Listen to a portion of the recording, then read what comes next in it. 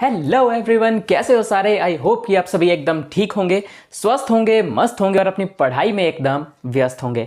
और आज हम करने वाले हैं आपके क्लास 9th साइंस की एनसीईआरटी बुक का चैप्टर 1 जो कि है मैटर इन आवर सराउंडिंग्स, और आज है इसका लेक्चर नंबर 4।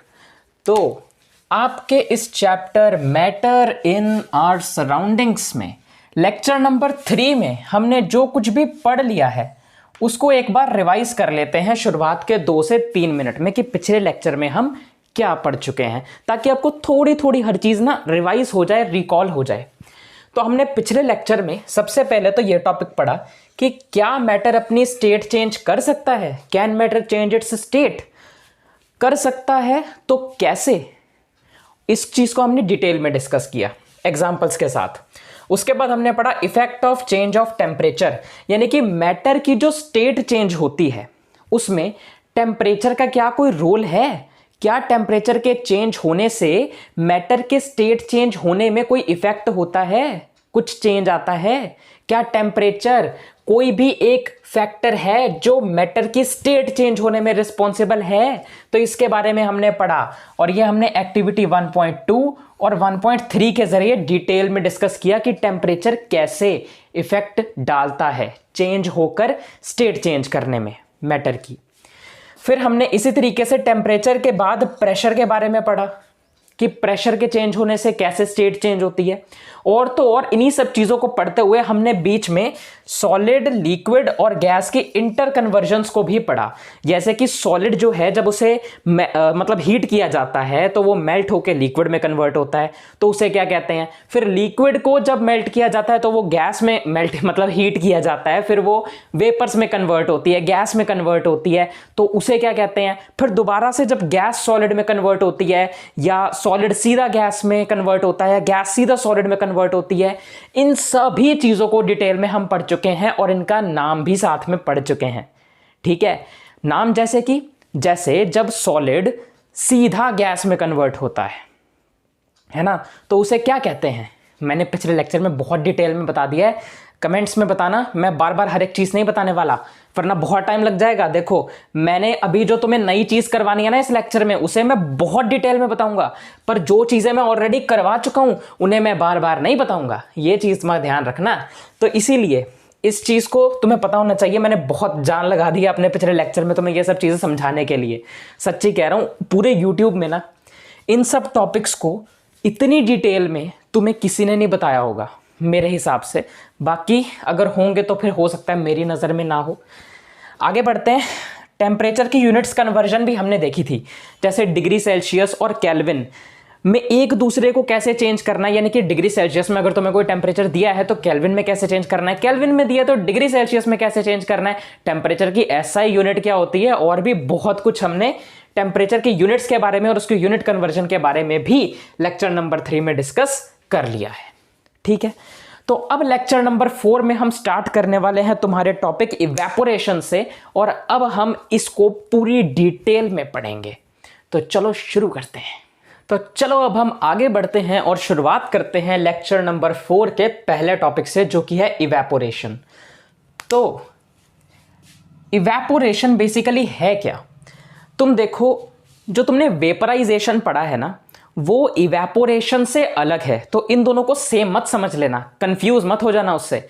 तुम वेपराइजेशन पढ़ चुके हो कि क्या होता है। जब भी लिक्विड गैस में कन्वर्ट होता है, लिक्विड का बॉइलिंग पॉइंट आने पर जब लिक्विड गैस में कन्वर्ट होना स्टार्ट होता है और गैस में कन्वर्ट हो जाता है, तो इस प्रोसेस को वेपराइजेशन कहते हैं। पर इवेपोरेशन अलग होता है। क्या होता है डिटेल में समझेंगे, स्टेप बाय स्टेप करके तुम्हें इवेपोरेशन का पूरा कॉन्सेप्ट समझाऊंगा। पर स्टार्टिंग में कुछ चीजें जानने जरूरी होती हैं, तो उसे जानते हैं। इवेपोरेशन क्या है वो जानने से पहले तुम्हें ये सब चीजों को पढ़ना पड़ेगा।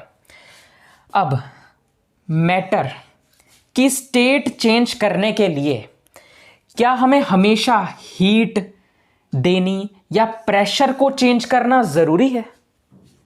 बताओ, हमेशा, हर केस में? देखते हैं। क्या तुम्हारे आसपास में कोई भी ऐसी एग्जाम्पल है जिसमें लिक्विड गैस में कन्वर्ट हो जाता है बिना उसको हीट किए या बिना प्रेशर को चेंज किए, या विदाउट दिस यानी विदाउट हीट उसको अप्लाई किए या प्रेशर चेंज किए, या फिर बिना लिक्विड के बॉइलिंग पॉइंट तक पहुंचे वो वेपर में कन्वर्ट होना स्टार्ट हो जाए। दोबारा बताता हूं, एग्जाम्पल, क्या तुम्हारे आसपास में कोई है जिसमें लिक्विड गैस में कन्वर्ट हो जाता है बिना उसे हीट किए या बिना प्रेशर चेंज किए, या फिर लिक्विड के बॉइलिंग पॉइंट तक पहुंचने से पहले ही? क्या कोई ऐसा एग्जाम्पल है जिसमें लिक्विड गैस में कन्वर्ट होना स्टार्ट हो जाता है? बताओ, है। दो एग्जाम्पल, वैसे तो बहुत हैं पर मैं दो एग्जाम्पल लेके चल रहा हूं कि दो एग्जाम्पल हैं। जब भी वाटर को अनकवर्ड रखा जाता है, यानी वाटर को जब इन्वायरमेंट में खुला छोड़ दिया जाता है, तो वो हमारे आसपास जो इन्वायरमेंट प्रेजेंट है उसकी गर्मी से ही जो वाटर है वो इवेपोरेट होना शुरू हो जाता है। कैसे? एग्जाम्पल देखो, तुमने देखा होगा जो नदियां होती हैं, लेक्स होते हैं, दरिया होते हैं, तो वहां पर जो पानी होता है ना, वो जब बहुत ज़्यादा गर्मियां होती हैं तो अपने आप भाप बन के उड़ने लगता है ऊपर की तरफ। होता है कि नहीं? ऐसा होता है ना। तो यही तो मैं कह रहा हूं, वाटर जब अनकवर्ड है यानी कि उस वाटर को कहीं से कवर नहीं कर रखा, तभी तो जब हम पानी को बोतल में डाल के रखते हैं तब वो कवर हो जाता है। और अगर तुम बाहर गर्मी में लेकर भी जाओगे ना अपनी वाटर बॉटल को, तो वहां से पानी बाहर नहीं उड़ जाएगा भाप बन के। पर लेक्स वगैरह में, दरिया वगैरह में, वहां पे पानी के ऊपर कोई कवर थोड़ी होता है, वो खुला होता है पानी वहां पे, तो इसलिए वहां पे वो गर्मी से उड़ जाता है, इन्वायरमेंट की गर्मी से। तो सर आपने तो कहा था कि आपने हीट नहीं करना, प्रेशर चेंज नहीं करना, तो फिर अब कैसे हो गया? ये पर हीट तो दे जा रही है, प्रेशर तो चेंज हो रहा है, पर यार ये तुम थोड़ी कर रहे हो, ये इन्वायरमेंटली हो रहा है। हमने अभी तक जितनी भी एग्जाम्पल पिछले लेक्चर्स तक पढ़ लिए ना, उसमें हमने सॉलिड को लिक्विड को गैस में कन्वर्ट किया है, हीट करके, प्रेशर चेंज करके। खुद हमने उसको नीचे से आग दी, फ्लेम दी, जिसकी वजह से वो गर्म हुआ, जिसकी वजह से सॉलिड लिक्विड में कन्वर्ट हुआ। लिक्विड को सॉलिड बनाने के लिए हमने पानी को फ्रिज में रखा, यानी खुद उसको कूलिंग दी। पता है फ्रिज ने दी, पर फ्रिज में तो हमने रखा ना। मतलब जो चीज हमने नहीं करी, अपने आप नेचुरली, एनवायरमेंटली हुई है, ठीक है? तो उसमें मैं कह रहा हूं, इसमें हमारा कोई हाथ नहीं है। हमने तो टेम्परेचर चेंज नहीं किया, हमने तो प्रेशर चेंज नहीं किया, हमने तो हीट नहीं किया, पर एनवायरमेंटली हुआ, नेचुरली हुआ। तो वहां से लिक्विड गैस में कन्वर्ट हो गया। पहला एग्जांपल देख लिया। दूसरा, वेट क्लोथ्स ड्राई अप, यानी जो गीले कपड़े मम्मी ऊपर सुखाने के लिए डालती है, तो गीले कपड़े, उनके ऊपर क्या होता है? पानी तो होता है, जिसकी वजह से वो गीले होते हैं। तो जब उसको सुखाने के लिए डालते हैं तो वाटर वहां पर भी अनकवर्ड होता है। वाटर के ऊपर कुछ, मतलब उसको कवर करने के लिए उसके ऊपर कुछ चढ़ाया नहीं होता, ढक्कन नहीं लगा दिया होता कपड़ों पे कि अब धूप नहीं पड़ेगी। वेट क्लोथ्स ड्राई अप, मतलब जो कपड़े होते हैं तुम्हारे गीले कपड़े, उसे धूप में रखते हैं या फिर हवा में रखते हैं तेज तेज, तो वो सूख नहीं जाते क्या? कैसे? वो जो लिक्विड होता है उसके ऊपर वो गैस बन के उड़ जाता है, गैस बन के उड़ जाता है नेचुरली बाहर एनवायरनमेंट में, अपने आप हीट चेंज होने से, प्रेशर चेंज होने से हो जाता है। अब तुम कहोगे प्रेशर कैसे चेंज होता है? भाई एनवायरनमेंट में ना, तुम्हें वैसे ये पूछेगा नहीं कोई, पर मैं तुम्हें फिर भी बता रहा हूं। एनवायरनमेंट में तुम्हें पता है कभी धूप आती है, कभी जाती है। जब आएगी तो टेम्परेचर बढ़ जाएगा, जाएगी तो टेम्परेचर घट जाएगा, और प्रेशर भी फ्लक्चुएट होता रहता है, सेम नहीं रहता, हर बार अलग अलग रहता है। तो प्रेशर भी अपने आप चेंज होता रहता है। तो वहां से वेट क्लोथ्स सूख जाते हैं, क्योंकि वो जो गीले कपड़े होते हैं उन पे जो पानी लगा होता है, जिसकी वजह से वो गीले होते हैं, वो उड़ जाता है भाप बन के, गैस बन के, कपड़ों में से बाहर निकल जाता है, बाहर की गर्मी से। कभी कभार हवा चल रही होती है बहुत तेज, तो भी कपड़े उड़ जाते हैं, है ना? और वहीं अगर तुम देखो, जैसे कि अगर कपड़े डालते हैं, ऐसे समझ लो ये चूंडियां लगाई हुई हैं कपड़े टांगने वाली, ठीक है? तो ऐसे ये टांगी हुई है टी शर्ट। अब तुम्हें लग रहा है ये तो बंदा ही टांग दिया, अरे टी शर्ट है रे, टी शर्ट को एकदम फैला के टांगा हुआ है। अब तुम कहोगे सर ये तो कोई घोस्ट लग रहा है। तुम घोस्ट समझो यार, मतलब फैला के डाला हुआ है, मेरा मतलब ये है। और एक तरफ अगर मैं कहूं कि तुमने कपड़ा जो है बिल्कुल ऐसे पास पास में रख के डाल रखा है, ऐसे जोड़ में जोड़ करके, ये जल्दी सूखेगा या ये जल्दी सूखेगा? ये सूखेगा ना, है ना? अब ऐसा क्यों होता है? अब ये कंसेप्ट जो है ये सरफेस एरिया का है। अब तुम्हें मजा आ रहा होगा यार ये सरफेस एरिया क्या है। अब इस चीज को ना हम आगे और पढ़ने वाले हैं, ये तो मैंने तुम्हें ऐसे ही बता दिया। फिलहाल तुम्हें इन चीजों पे ध्यान देना है, अभी जितनी चीजें मैंने तुम्हें बताई, ठीक है। अब तुम कहोगे सर ठीक है, हमने मान लिया कि मैटर की स्टेट चेंज करते हुए हर बार, हर केस में जरूरी नहीं है कि हम उसे हीट करें या प्रेशर खुद चेंज करें। कई बार जब हम लिक्विड को अनकवर्ड एटमॉस्फेयर में रख देते हैं खुला, तो नेचुरली भी वो लिक्विड से गैस में कन्वर्ट हो जाता है, लिक्विड का बॉइलिंग पॉइंट आने से पहले ही। बॉइलिंग पॉइंट उसका आने से पहले ही, और हीट और चेंज ऑफ प्रेशर नेचुरली बाहर होता रहता है, जिस वजह से जो लिक्विड है वो गैस में कन्वर्ट हो जाता है। ठीक है सर, मान लिया, पर ये हमें क्यों बता रहे हो यार? देखो, जब हमने हीट करी खुद और लिक्विड गैस में कन्वर्ट हुआ उसके बॉइलिंग पॉइंट पर, तब हमने उसे कहा वेपराइजेशन। पर जब हमने उसे हीट नहीं किया, नेचुरली ये सब प्रोसेस हुआ इस तरह से, तब इसे कहते हैं इवेपोरेशन। ठीक है, इवेपोरेशन की अभी एग्जैक्ट डेफिनेशन भी बताऊंगा, ये तो सिर्फ समझाया है मैंने, डेफिनेशन भी बताऊंगा। तब तक के लिए इतना नोट करो, आगे बढ़ते हैं फिर। चलो यार, इवेपोरेशन के लिए ये कुछ चीजें और देखकर फिर देखेंगे हम इसकी डेफिनेशन, एग्जैक्ट डेफिनेशन जो तुम अपने एग्जाम में लिख कर आओगे। अगर तुमसे एग्जाम में पूछा गया कि व्हाट इज इवेपोरेशन या डिफाइन इवेपोरेशन या what do you mean by evaporation, किसी भी फॉर्म में क्वेश्चन आ सकता है, तुम क्या डेफिनेशन लिख के आओगे वो इसके बाद बताऊंगा। तो इन चीजों को पहले समझना जरूरी है, क्योंकि इन पर भी क्वेश्चंस आते हैं। ठीक है, ठीक है। तो इवेपोरेशन के खेल को थोड़ा सा और आगे बढ़ाते हैं। ठीक है, हमें यह पता है कि जो पार्टिकल्स होते हैं मैटर के, वो हमेशा मूव करते रहते हैं और कभी भी रुकते नहीं हैं, रेस्ट पर नहीं होते हैं। रेस्ट पर नहीं होने का मतलब एक जगह टिक के नहीं बैठते हैं, और यह हमें पता है हमारे characteristics of particles of matter से, जो हम अपने पिछले लेक्चर्स में पढ़ चुके हैं। अब आगे हमें पता है कि किसी भी एक गिवन टेम्परेचर पर यानी कि कोई भी एक टेम्परेचर पर, ठीक है, अलग अलग पार्टिकल्स जो अलग अलग स्टेट्स के होते हैं, उनकी अलग अलग काइनेटिक एनर्जीज होती हैं। जैसे अगर मैं तुमसे कहूं कि अभी टेम्परेचर है 27 डिग्री सेल्सियस, एग्जाम्पल के तौर पे, एग्जाम्पल ले लो, अभी अगर टेम्परेचर है 27 डिग्री सेल्सियस, मैंने ऐसे ही मान लिया, तो इस 27 डिग्री सेल्सियस पर सॉलिड के जो पार्टिकल्स हैं, लिक्विड के जो पार्टिकल्स हैं और जो गैस के पार्टिकल्स हैं, इन तीनों के पार्टिकल्स की काइनेटिक एनर्जी अलग अलग होने वाली है अगर टेम्परेचर तीनों के लिए सेम रहा। सॉरी, देखो, टेम्परेचर 27 डिग्री सेल्सियस ही है सॉलिड के लिए भी, लिक्विड के लिए भी, गैस के लिए भी, और तीनों के लिए सेम टेम्परेचर होने पर भी तीनों के पार्टिकल्स की काइनेटिक एनर्जी अलग अलग होगी।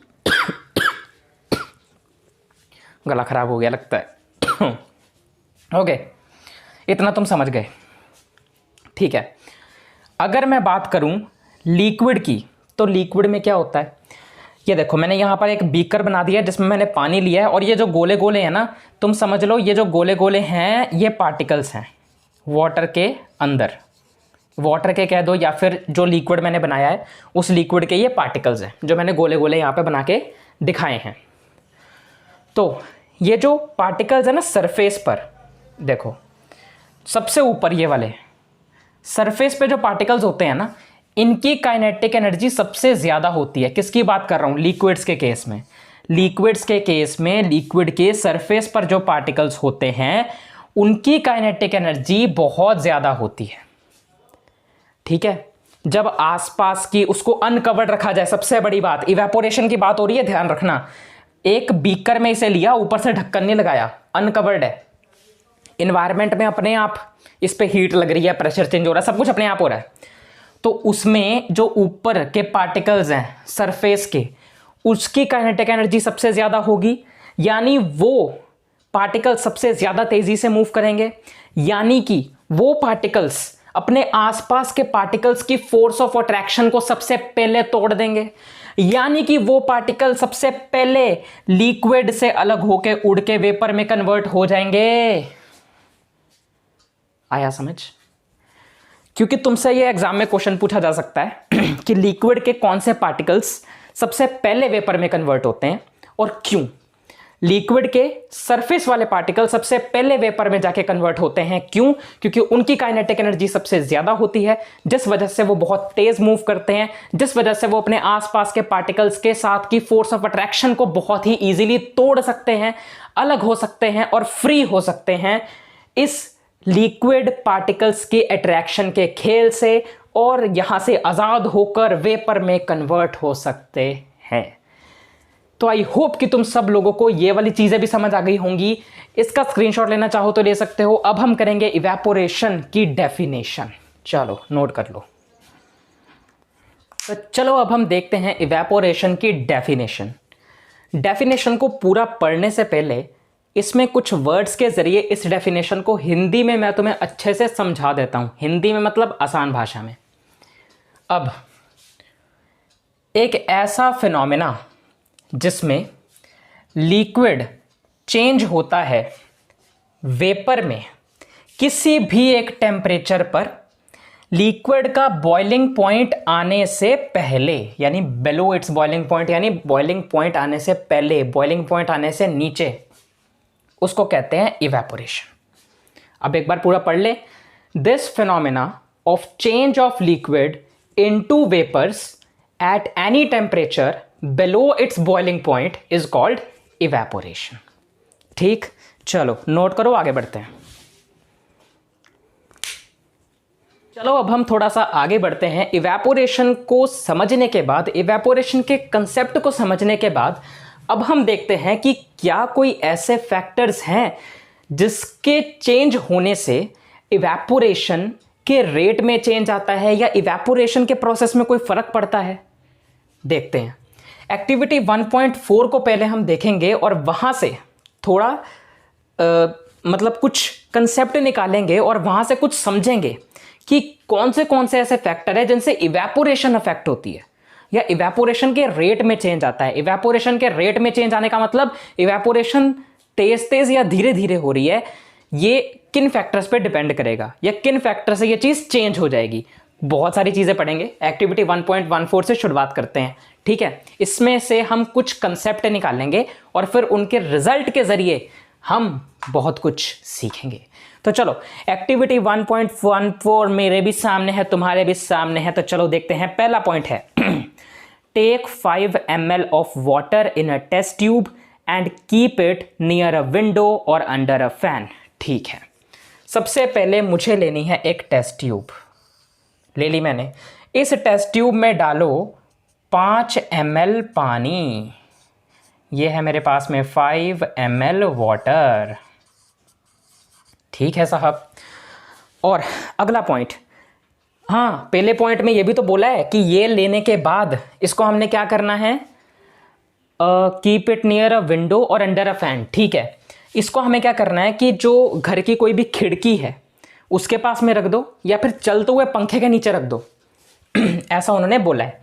यानी ये कहाँ रखना है, चलते हुए पंखे के नीचे या विंडो के नीचे। विंडो लिखा हुआ है तो मैं यहां पे सिर्फ एग्जांपल के लिए फैन लिख लेता हूं। आगे बढ़ते हैं। अगला point, take 5 ml of water in an open china dish and keep it near a window और अंडर अ फैन। ठीक है, पहले ये हमने टेस्ट ट्यूब में लिया। अब कहते हैं कि ऐसा करो, अब तुम एक चाइना डिश लो। चाइना डिश कुछ इस तरीके की होती है दिखने में, ठीक है, इस तरीके की कोली टाइप कुछ तो होती है। तो वो कह रहे हैं अब इसके अंदर लो ये 5 ml का पानी। बाकी अगर तुम्हें यहां से थोड़ी समझ नहीं आ रही कि चाइना डिश क्या होती है तो तुम ना गूगल पे सर्च करना और तुम्हें फोटोज दिख जाएंगी चाइना डिश की, तो तुम्हें वहां से समझ आ जाएगा। उसमें 5 ml पानी लेना है तुम लोगों को, ठीक है। और फिर उसको भी ऐसे ही कोई भी विंडो के पास या फिर कोई भी फैन के पास में रख दो, ठीक है। दोनों में से कोई भी चलेगा। इसमें भी विंडो भी था और तुमको सर वहां पे विंडो लिखा है, आपने नहीं लिखा, येलो भाई लिख दिया, विंडो भी लिख दिया मैंने, ठीक है। अगला पॉइंट, भाई बहुत गर्मी है रे। Take 5 ml of water in an open china okay, in an open china dish and keep it inside a cupboard और on a shelf in your class. ठीक है, तो कहते कि ऐसे ही एक बार और अब एक चाइना डिश लो, ये थोड़ी सी अजीब सी चाइना डिश बन रही है पर छोड़ो, चाइना डिश लो, उसमें इसी तरीके से 5 ml पानी लो, 5 ml वाटर लो, और क्या करो कि इसको इस बार ना किसी कबर्ड वगैरह में रख दो, किसी कबर्ड में रख दो या फिर रख दो अपने क्लास की शेल्फ पर। यही बोला हुआ है, ऑन अ शेल्फ, यही बोला हुआ है ना। अब इस चाइना डिश को देख के कोई कुछ नहीं बोलेगा, ना ना ना, हंसना नहीं है, हंसना तो बिल्कुल नहीं है इसको देख के, ना ना ना ना, कोई कुछ नहीं बोलेगा, बहुत सुंदर बनी है। तो हमने ये 3 चीजें ली। पहली चीज, टेस्ट ट्यूब में 5 ml पानी लिया, विंडो के पास या चलते हुए पंखे के नीचे रख दिया, वैसा ही हमने फिर चाइना डिश के साथ किया। तीसरी चीज में चाइना डिश में ये सेम चीजें लेकर इसको कबर्ड में या शेल्फ में रख दिया।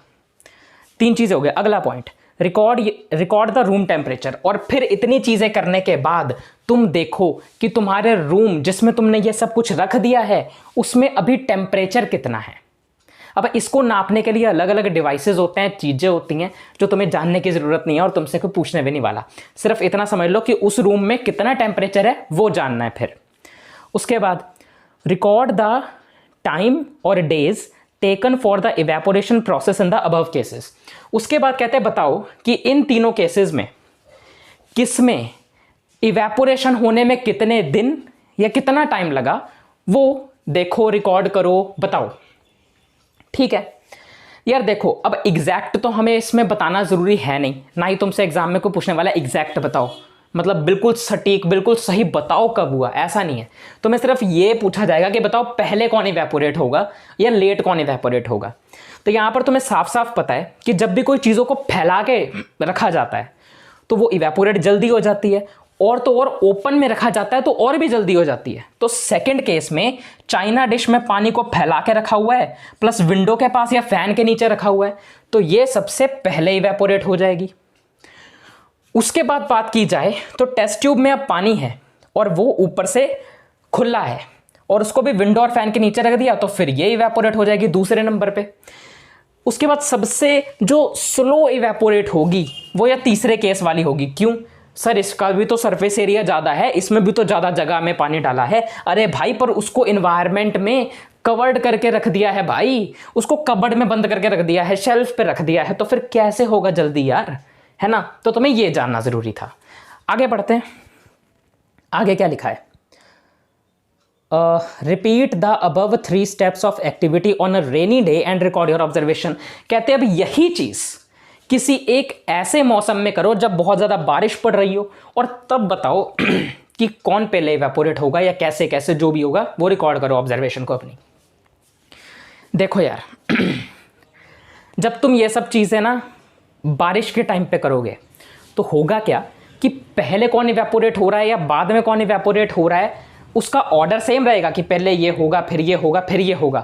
पर जब रेनी डे नहीं था उस टाइम पर ये ज़्यादा स्पीड से इवेपोरेट हो रहा था, पर रेनी डेज में ये करने पर ये सब कम स्पीड में इवेपोरेट हो रहे हैं।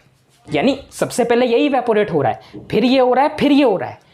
पर ये अब जो सबसे पहले इवेपोरेट हो रहा है ना वो थोड़ी लेट हो रहा है। जैसे कि जब रेनी डे नहीं था तो समझ लो कि ये जो है 1 दिन में इवेपोरेट हो जा रहा था, पर जब रेनी डे है तो ये 2 दिन में इवेपोरेट होगा। वैसे ही अगर ये रेनी डे के बिना 2 दिन में इवेपोरेट हो रहा था तो रेनी डे होने पर ये 3 या 4 दिन में इवेपोरेट होगा। वैसे ही अगर ये रेनी डे ना होने पर 3 या 4 दिन में इवेपोरेट हो रहा है ना, तो रेनी डे होने पर ये 5 या 6 दिन में इवेपोरेट होगा। आ गई समझ? मैंने तुम्हें एग्जाम्पल के साथ बताया है। ये एग्जैक्ट नहीं है कि ये क्या 2 दिन में ही होगा, 3-4 दिन में ही होगा, एग्जैक्ट नहीं है। एग्जाम्पल बताइए कि तुम समझ जाओ मैं बताना क्या चाह रहा हूँ।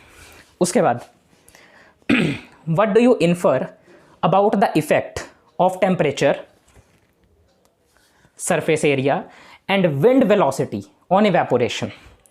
अच्छा, तो वो पूछ रहा है कि इवेपोरेशन पर टेम्परेचर पहली चीज, दूसरी चीज सरफेस एरिया, तीसरी चीज विंड वेलोसिटी, यानी हवा की रफ्तार, हवा की स्पीड का क्या फर्क पड़ता है, ये तो हमें बताना है। बताओ टेम्परेचर से, सरफेस एरिया से, विंड वेलोसिटी से इवेपोरेशन पे क्या फर्क पड़ा, इस एक्टिविटी के जरिए हमें बताना है। तो इस चीज को हम डिटेल में पढ़ेंगे, पर एक्टिविटी के जरिए हमने कुछ चीजों के बारे में समझ लिया। जैसे सरफेस एरिया बढ़ेगा तो इवेपोरेशन भी जल्दी हो जाएगी, टेम्परेचर जितना ज्यादा होगा उतनी जल्दी इवेपोरेशन होगी, क्योंकि रेनी डे पे क्या होगा, टेम्परेचर कम हो जाएगा। जब रेनी डे नहीं है यानी कि धूप है, तब टेम्परेचर था ज्यादा तो इवेपोरेशन हो गई जल्दी।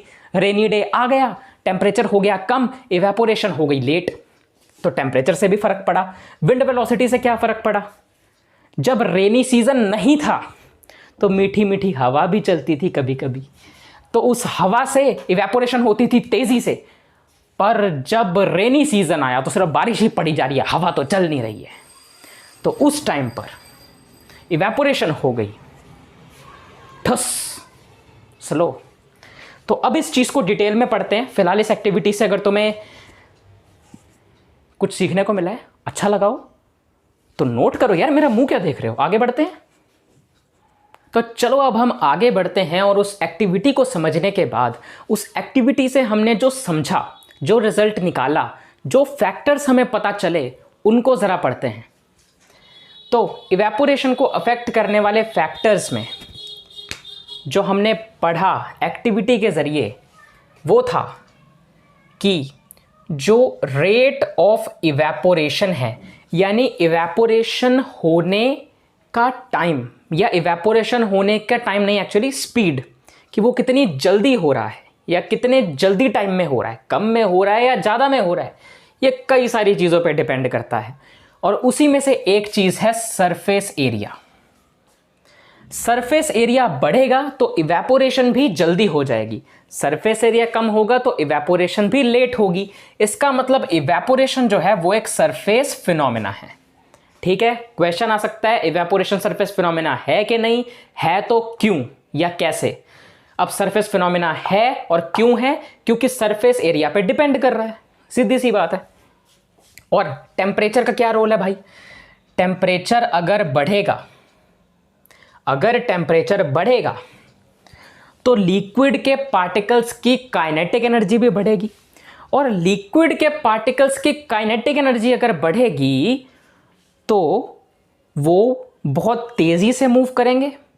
अगर वो बहुत तेजी से मूव करेंगे तो अपने आसपास के पार्टिकल्स के साथ वाली अपनी फोर्स ऑफ अट्रैक्शन को बहुत जल्दी और इजीली तोड़ देंगे, तो वो तोड़ के आज़ाद हो जाएंगे, गैस में जल्दी कन्वर्ट हो जाएंगे। तो टेम्परेचर बढ़ा, काइनेटिक एनर्जी बढ़ी, पार्टिकल इजीली फ्री हो गए, लिक्विड इजीली गैस में कन्वर्ट हो गया, तो यानी कि टेम्परेचर बढ़ने से इवेपोरेट का रेट भी बढ़ गया। मतलब इवेपोरेट होने का रेट, इवेपोरेशन का रेट टेम्परेचर के बढ़ने से बढ़ गया। टेम्परेचर के बढ़ने से जो इवेपोरेशन का रेट है वो भी बढ़ गया। ह्यूमिडिटी, ह्यूमिडिटी क्या भला है सर, अब ये ह्यूमिडिटी क्या है सर, ह्यूमिडिटी तो आपने बताया नहीं। अरे बताया है, ह्यूमिडिटी होती है जो हमारे हवा में वाटर वेपर्स जितने प्रेजेंट होते हैं ना, हम उसको ह्यूमिडिटी कहते हैं। अगर ज़्यादा वाटर वेपर हमारे आसपास में हवा में प्रेजेंट है तो ह्यूमिडिटी ज़्यादा है, कम है तो ह्यूमिडिटी कम है। जैसे कि रेनी डेज में, बारिश के दिनों में ह्यूमिडिटी या हमारे आसपास में एनवायरनमेंट में, एयर में जो पानी की मात्रा है, वाटर वेपर्स की जो मात्रा है वो ज़्यादा होती है, तो ह्यूमिडिटी भी ज़्यादा होती है। नॉर्मल डेज में या विंडी डेज में कम होती है, ह्यूमिडिटी कम होती है। तो ह्यूमिडिटी पहले क्या होती है, it is the amount of water vapour present in air. Air में जितने वाटर वेपर प्रेजेंट हैं वो ह्यूमिडिटी है। और हमें पता है कि जितनी ज़्यादा ह्यूमिडिटी उतनी कम इवेपोरेशन या स्लो इवेपोरेशन, क्योंकि हमने देखा रेनी डेज में इवेपोरेशन स्लो हो रही है और विंडी डेज में या फिर सनी डेज में या रेनी डेज के अलावा बाकी दिनों में इवेपोरेशन जल्दी हो रही है। ठीक है। अब विंड स्पीड का क्या करोगे? विंड स्पीड यानी कि हवा की स्पीड। हमें पता है यार कि अगर कपड़ों को सुखाने डाला जाए उस एनवायरनमेंट में या ऐसी जगह में जहाँ पे हवा बहुत तेज़ चल रही है तो कपड़े भी बड़ी तेज़ सूख जाएंगे, क्योंकि कपड़ों के ऊपर जो वाटर वेपर है, जो पानी है, वो हवा की स्पीड से उड़ जाएगा तो कपड़े जल्दी सूख जाएंगे। तो विंड की स्पीड बढ़ने से इवेपोरेशन का जो रेट है वो भी बढ़ जाता है। आया समझ में? और तो और अगर स्पीड एयर की ज़्यादा होती है ना तो ये ह्यूमिडिटी भी कम हो जाती है, क्योंकि ये ह्यूमिडिटी वाले जो एयर में वाटर वेपर प्रेजेंट होता है ना उसे भी उड़ा ले जाता है, तो ह्यूमिडिटी भी कम हो जाती है। और ह्यूमिडिटी के कम होने से इवेपोरेशन तो बढ़े नहीं है कि नहीं? और यहाँ पर जो सरफेस एरिया वाला जो कंसेप्ट था, इसकी एग्जांपल वैसे तो मैं तुम्हें बता ही चुका हूँ। कपड़ों को फैला के डालोगे, वही ना, क्लोथ्स, वेट क्लोथ्स, इन गीले कपड़ों को अगर बहुत ज़्यादा फैला के डालोगे, स्प्रेड करके डालोगे, सरफेस एरिया बढ़ा के डालोगे तो जल्दी सूख जाएंगे। और अगर बहुत ज़्यादा पास पास करके डालोगे तो फिर उतना टाइम लगेगा, क्योंकि सरफेस एरिया तब कम हो जाएगा, है कि नहीं? तो इवेपोरेशन को कौन से फैक्टर इफेक्ट करते हैं एक बार दोबारा से देख लो। Surface area, temperature, humidity, wind speed. Surface area, temperature, wind speed के बढ़ने से इवेपोरेशन बढ़ेगी, ह्यूमिडिटी के बढ़ने से इवेपोरेशन घटेगी। ह्यूमिडिटी क्या होती है? It is the amount of water vapour present in air. चलो नोट करो, आगे बढ़ते हैं। तो चलो अब हम इवेपोरेशन के इस खेल को थोड़ा सा और आगे बढ़ाते हैं। तो अब हमारे पास इवेपोरेशन के बारे में इतना पढ़ने के बाद में एक क्वेश्चन आता है, और एग्जाम में भी बहुत पूछा जाता है कि इवेपोरेशन से कूलिंग कैसे होती है भाई? इवेपोरेशन जब होती है जिस जगह पर, वहां पर उसके आसपास ठंडक का एहसास क्यों होता है भाई? ये पूछा जा रहा है। अब तुम कहोगे कि सर ठंडक का एहसास होता है इवेपोरेशन होने पे, तो भाई हाँ होता है। तो वही पूछा जा रहा है भाई, कैसे होता है? कैसे होता है देखते हैं। देखो यार, जब भी तुम किसी ओपन वेसल में यानी कि किसी ऐसे कंटेनर में लिक्विड रख दो जो ओपन हो, यानी लिक्विड का जो सरफेस है या फिर जो लिक्विड है वो एयर के, एनवायरनमेंट के डायरेक्ट कांटेक्ट में हो या अनकवर्ड हो, कहो तो एक ऐसे वेसल में अगर कोई लिक्विड को रख दिया जाए जिसमें लिक्विड जो है वो अनकवर्ड है, तो हमें पता है वहां इवेपोरेशन होगी, तो लिक्विड जो है वो इवेपोरेट होता रहेगा। अगर तुम किसी लिक्विड को किसी ओपन वेसल में रख दो, तो अब लिक्विड जो है वो इवेपोरेट होता कैसे है? तुम्हें पता है ना कि वो आसपास की सराउंडिंग्स से, अपने आसपास के एनवायरनमेंट से हीट लेता है। प्रेशर अपने आप एनवायरनमेंट में चेंज होता रहता है, पर इवेपोरेट होता है जब वो अपने आसपास की सराउंडिंग से, आसपास के एनवायरनमेंट से जो पार्टिकल है उस लिक्विड में, स्पेशली सरफेस वाला, सबसे पहले वो हीट एनर्जी लेता है अपनी सराउंडिंग से, तब वो इवेपोरेट होता है। हीट एनर्जी लेता है, काइनेटिक एनर्जी बढ़ती है, किसकी? पार्टिकल की। मोशन बढ़ता है, फोर्स ऑफ अट्रैक्शन कम होती है, वेपर में कन्वर्ट हो जाता है, पता है? तो वही बोला जा रहा है कि लिक्विड जो है अपनी सराउंडिंग्स से एनर्जी, कौन सी एनर्जी? हीट एनर्जी क्या करता है? एब्जॉर्ब करता है, और फिर जिस सराउंडिंग्स से वो हीट एनर्जी ले रहा है, उन सराउंडिंग्स से इस हीट एनर्जी को एब्जॉर्ब करके उन सराउंडिंग्स को ये कूल कर देता है, ठंडा कर देता है, कोल्ड कर देता है। आया समझ में? अब तुम कहोगे सर ठीक है हम समझ गए, पर एग्जाम्पल्स तो दो, एग्जाम्पल्स तो दो कि कैसे हमें पता चलेगा कि ऐसे हो रहा है, हमें कैसे पता चला? देखो एग्जाम्पल्स पकड़ो तुम। अब एसीटोन ले लो। अब तुम कहोगे सर ये एसीटोन क्या है? यार नेल पॉलिश रिमूवर तो तुम्हें पता ही होगा, जो तुम्हारे मम्मा या तुम्हारे दीदी या कोई भी तुमने लेडी को यूज़ करते हुए देखा होगा। नेल पॉलिश रिमूवर कॉटन पे लेते हैं, अपने नेल पेंट के ऊपर लगाते हैं और उनकी नेल पेंट वहाँ से हट जाती है नेल के ऊपर से, तो नेल पेंट रिमूवर है, उसी को एसीटोन बोला गया है, ठीक है। वैसे एसीटोन एक केमिकल का नाम होता है जिससे नेल पॉलिश रिमूवर बनता है, या जिस नेल पॉलिश रिमूवर में ये होता है। पर अभी के लिए क्लास 9th के अकॉर्डिंगली तुम सिर्फ यही समझो कि एसीटोन ही नेल पॉलिश रिमूवर है, और तुमने उसी को ना अपनी पाम पे रखना है, पाम यानी कि हाथ का यहाँ ऊपर इधर हिस्से पे, इधर इधर अपने ना उस नेल पॉलिश रिमूवर को रखना है। और फिर तुम देखोगे कि थोड़ी देर बाद वो जो नेल पॉलिश रिमूवर जो तुमने थोड़ा सा यहाँ पे लिया ना, वो क्या हुआ, आसपास के सराउंडिंग्स से हीट लेकर यहाँ से वेपराइज हो गया, हवा बन के उड़ गया, भाप बन के उड़ गया। ठीक है, यहाँ पर तुमने रखा। अब यहाँ जो वो हमारे पास ये एसीटोन है जो नेल पॉलिश रिमूवर है, उसके लिए सराउंडिंग्स क्या है, तुम्हारी बॉडी, तुम्हारा हाथ जिस पे वो रखा गया है। तो वो किससे हीट लेगा, तुम्हारे हाथ में से।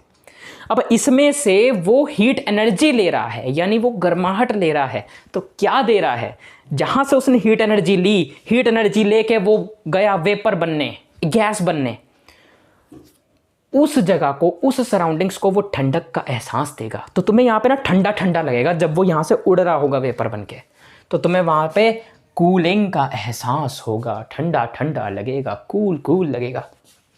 तभी तो जब बहुत ज़्यादा हॉट सनी डे होता है, गर्मी का दिन होता है, तो हम वाटर को फैला देते हैं, स्प्रेड कर देते हैं रूफ पे या फ्लोर पे, दीवारों पे या ज़मीन पे। हम पानी को फेंकते हैं, फैला देते हैं, तो तुम देखते हो कुछ देर बाद ना पानी वहाँ से सूख जाता है। सूख के क्या जाता है, मतलब वो वेपर बन के उड़ जाता है।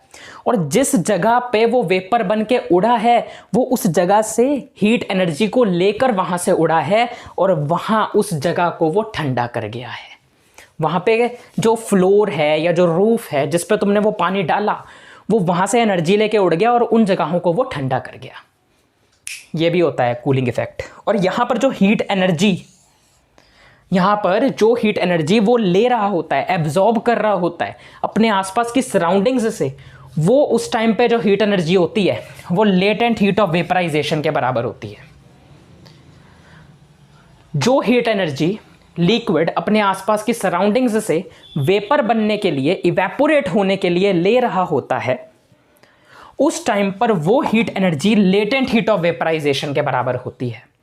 अब ये मत पूछना लेटेंट हीट ऑफ वेपराइजेशन क्या होती है, पिछले लेक्चर में बहुत चिल्ला चिल्ला के, गला फाड़ फाड़ के तुम लोगों को डिटेल में बता चुका हूं मैं, डेफिनेशन के साथ, एग्जाम्पल के साथ, एक्टिविटी के साथ। पागलों की तरह तुम्हें ये लेटेंट हीट ऑफ वेपराइजेशन को डिटेल में समझाया है मैंने। अब अगर तुम में से कोई भी कह रहा ना कि तुम्हें ये समझ नहीं आया या तुम्हें नहीं याद ये क्या है, अपने ना दिमाग को ज़रा ध्यान से देखो, ध्यान से। बेइज्जती नहीं करना चाहता, पर अगर तुमने ऐसा बोला तो यार गुस्सा आएगा, सच्ची कह रहा हूँ। इसीलिए थोड़ा ध्यान रखा करो। अगर नहीं याद तो बता रहा हूँ। देखो, किसी बड़े भाई या बहन से जाके अगर तुम पूछोगे ना कोई भी डाउट, अगर तुम्हारे बड़े भाई या बहन ने मेरी तरह कुछ भी ऐसा समझाया है, उसके बाद भी तुम उसके पास डाउट लेके जा रहे हो अपना, अगली बार ऐसा ही सेम डाउट कि भाई ये क्या है, लेटेंट हीट ऑफ वेपराइजेशन तूने पढ़ाया था, ये क्या है, दोबारा पूछ रहे हो, पहले वो तेरी थोड़ी बेइज्जती करेगा ना कि भाई तुझे याद नहीं होता, तेरे को इतनी डिटेल में गला फाड़ के समझा दिया, अपनी तबीयत खराब कर ली, फिर भी तू यही पूछ रहा है, करेगा ना बेइज्जती, पर फिर बताएगा भी तुझे। तो बस वही है, प्यार समझ। अब तुझे बताता हूं मैं लेटेंट हीट ऑफ वेपराइजेशन क्या होती है। लेटेंट हीट ऑफ वेपराइजेशन, जब भी, मैं डिटेल में नहीं बताऊंगा, एग्जैक्ट डेफिनेशन नहीं बताऊंगा, आइडिया दूंगा अभी का कंसेप्ट समझने के लिए। जब भी लिक्विड वेपर में कन्वर्ट होता है और जो टेम्परेचर है वो चेंज नहीं होता, क्योंकि जो हीट है वो टेम्परेचर बढ़ाने में नहीं बल्कि स्टेट चेंज करने में खर्च हो रही है। ये होता है latent heat of vaporisation. Latent यानी कि हिडन, यानी वो छुपी हुई हीट जो कि लिक्विड को वेपराइज करने में काम आ रही है, लिक्विड को गैस में कन्वर्ट करने में काम आ रही है, स्टेट चेंज करने में काम आ रही है, टेम्परेचर बढ़ाने में काम नहीं आ रही। उस टाइम टेम्परेचर में कोई चेंज नहीं आ रहा। ठीक है, अब इस चीज़ के बाद 3 सबसे ज़रूरी एग्जाम्पल, सबसे मोस्ट इंपॉर्टेंट क्वेश्चंस जो तुमसे एग्जाम में अगर इवेपोरेशन का कोई क्वेश्चन आता है तो वो तो आएंगे ही आएंगे, उन्हें हम डिस्कस करेंगे। और उसके बाद तुम्हारा ये चैप्टर नंबर 1 पूरी तरीके से कंप्लीट हो जाएगा। तो चलो उन्हें डिस्कस करते हैं, उससे पहले इन चीज़ों को नोट कर लो। तो चलो अब मैं तुम्हारे एग्जाम में आने वाले 3 इंपॉर्टेंट क्वेश्चंस को डिस्कस कर लेता हूं, और मैं यहां पर ऊपर लिख भी रहा हूं मोस्ट इंपॉर्टेंट। मोस्ट इंपॉर्टेंट, ये पक्का आएगा अगर इवेपोरेशन से कोई भी क्वेश्चन एग्जाम में आता है तो ये क्वेश्चन पक्का आएंगे।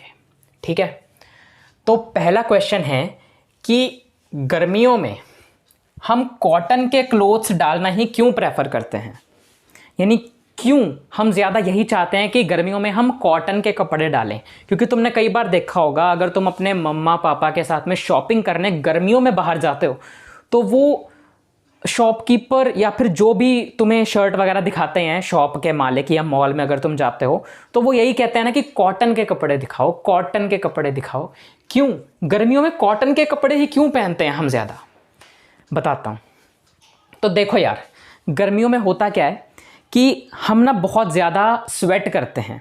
स्वेट करने का मतलब हमें गर्मियों में बहुत ज़्यादा पसीना आता है। क्यों? ऐसा ही हमारी बॉडी का मैकेनिज़्म है।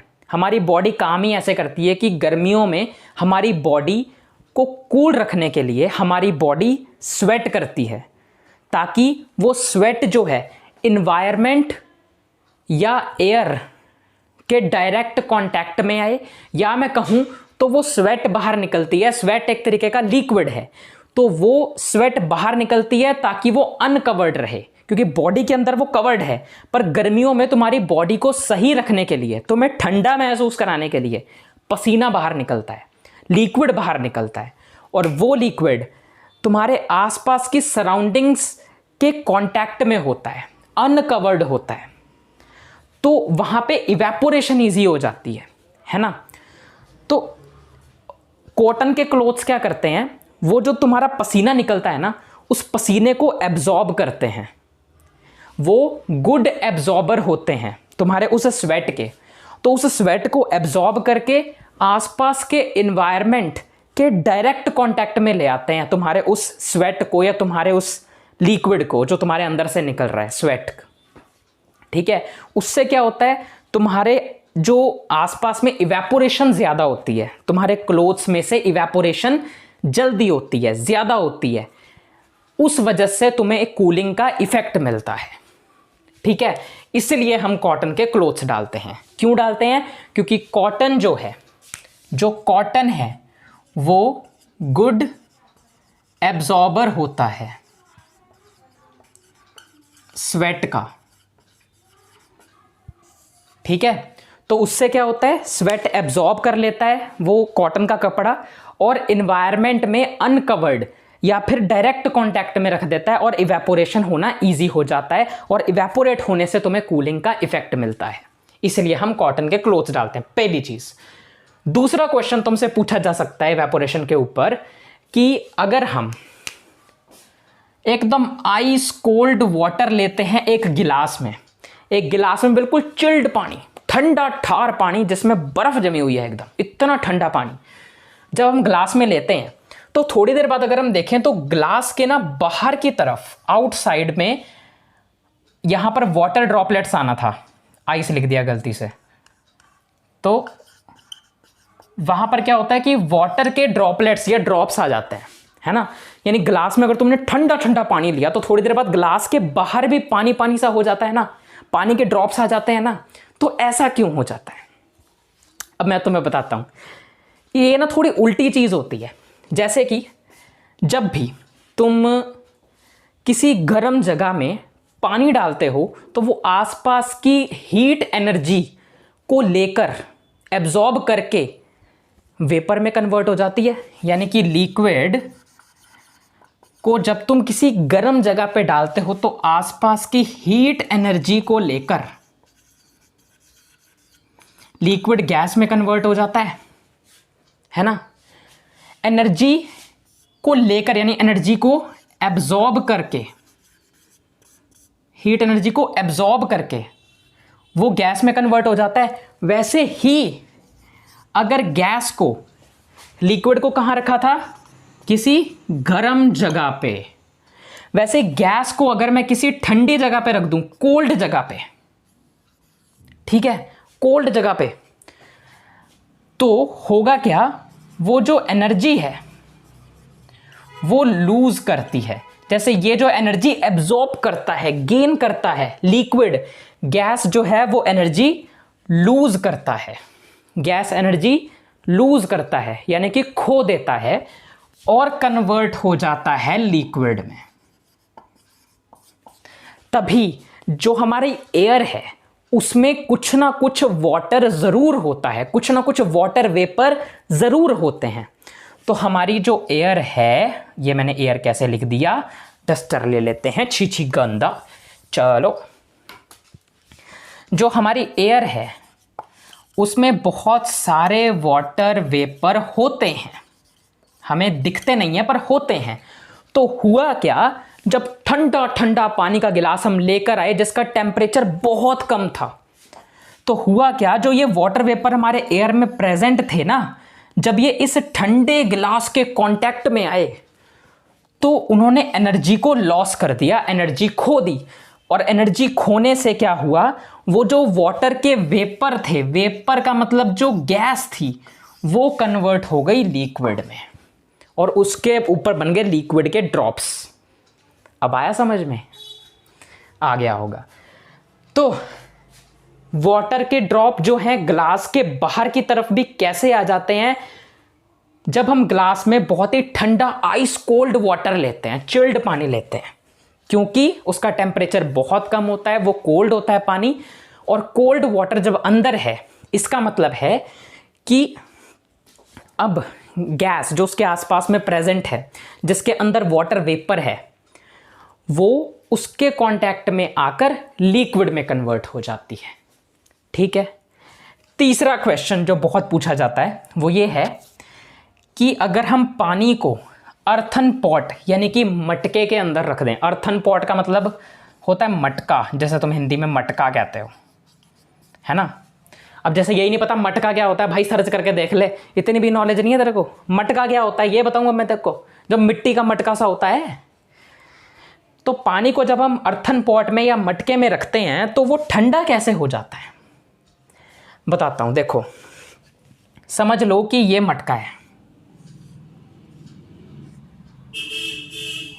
ये मटका है, ठीक है। तो होता क्या है कि मटके के ना जो एंड्स होते हैं उसमें बहुत ही माइन्यूट होल्स होते हैं। माइन्यूट, माइन्यूट का मतलब समझते हो? माइन्यूट का मतलब बहुत ही छोटे छोटे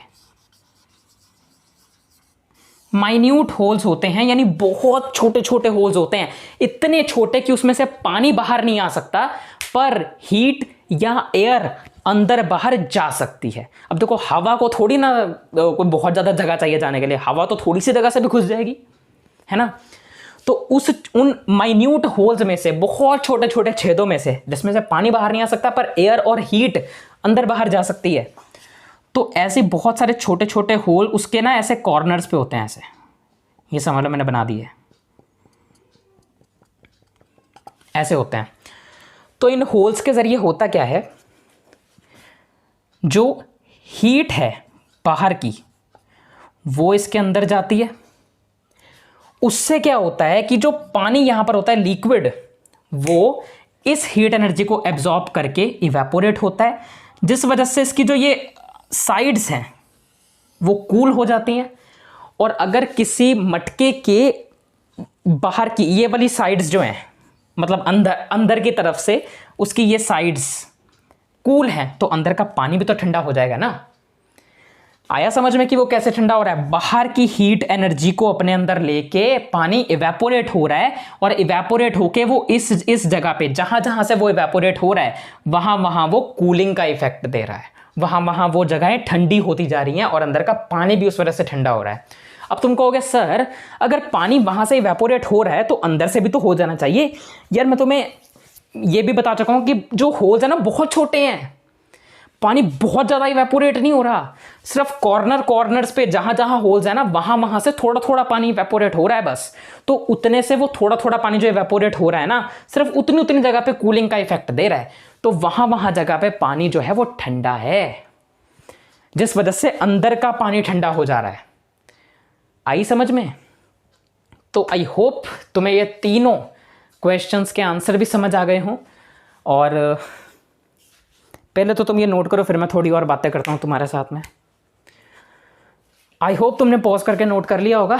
अब तुम्हारा ये चैप्टर कंप्लीट हो चुका है, chapter number 1 matter in our surroundings. AVM study hub पर फाइनली डिटेल में हर एक कॉन्सेप्ट, हर एक एक्टिविटी और हर एक डेफिनेशन, हर एक टर्म के साथ में कंप्लीट हो चुका है, कुछ नहीं छोड़ा। एनसीईआरटी का कोई एक भी टॉपिक अगर ऐसा रह गया होगा ना जो मैंने तुम्हें नहीं कराया तो मुझे बता देना। सब कुछ करवा दिया इस चैप्टर का मैंने तुम्हें, A to Z हर एक एक चीज करवा दी मैंने इस चैप्टर की, तुम्हें अपनी पूरी जान लगा दी तुम्हें इस चैप्टर को करवाने में। अब इस चैप्टर का कोई भी क्वेश्चन उठा लो यार, तुम सॉल्व कर दोगे अगर तुमने मेरे सारे लेक्चर अटेंड कर लिए हैं तो। पर अभी मैं रुकूंगा नहीं, क्योंकि अब एक वीडियो और आने वाली है जिसमें इस चैप्टर को हम एक ही वीडियो में 1 से 1.5 घंटे के अंदर पूरा रिवाइज करेंगे, पूरा खत्म करेंगे। और उस वन शॉट वीडियो में ना मैं हर एक टॉपिक को, हर एक चीज को डिटेल में तुम्हें दोबारा से बताऊंगा, वो भी सिर्फ 1 से 1.5 घंटे में, हर एक चीज नए तरीके से। ठीक है, अभी वैसे मैंने तुम्हें सब कुछ डिटेल में बता दिया, उसमें फ़र्क ये होगा कि मैं तुम्हें एक्टिविटीज़ बहुत ज़्यादा डिटेल में नहीं कराऊंगा, और तो और हर टॉपिक डिस्कस होगा बेसिकली। जब वन शॉट वीडियो आएगी तुम देख लेना। बस मैं तुम्हें इतना बता देना चाहता हूँ कि अगर तुमने ये लेक्चर्स देख लिए हैं, वो वन शॉट वीडियो देख ली है, तो ये लेक्चर और इन वन शॉट वीडियोस के थ्रू तुम्हें ये चैप्टर इतनी अच्छे से समझ आ जाएगा कि तुम कभी नहीं भूलोगे। और अगर तुमने ये लेक्चर्स अच्छे से नहीं देखे हैं और सीधा वो वन शॉट वीडियो, सिर्फ वन शॉट वीडियो देखोगे ना, तो भी एग्जाम में पास होने जितना मटेरियल या उस चैप्टर में से एग्जाम में आने वाला ऑलमोस्ट सारा मटेरियल मैं उस वन शॉट वीडियो में बता दूंगा, तो कुछ नहीं रह जाएगा। तो चलो यार, मिलते हैं नेक्स्ट वीडियो में। तब तक के लिए अगर ये वीडियो अच्छी लगी हो तो अपने ज़्यादा से ज़्यादा फ्रेंड्स के साथ, ज़्यादा से ज़्यादा स्टूडेंट्स के साथ इसे शेयर कर देना, वीडियो को ज़्यादा से ज़्यादा फैला देना। अगर वीडियो अच्छी लगी हो तो लाइक कर देना, चैनल को सब्सक्राइब कर देना, क्योंकि क्लास 9th की जर्नी के लिए ये चैनल बहुत इंपॉर्टेंट है। ठीक है, तो मिलते हैं इसकी वन शॉट वीडियो में। तब तक के लिए अपना ध्यान रखना, केयर करना अपनी, और बस यार, बाय बाय।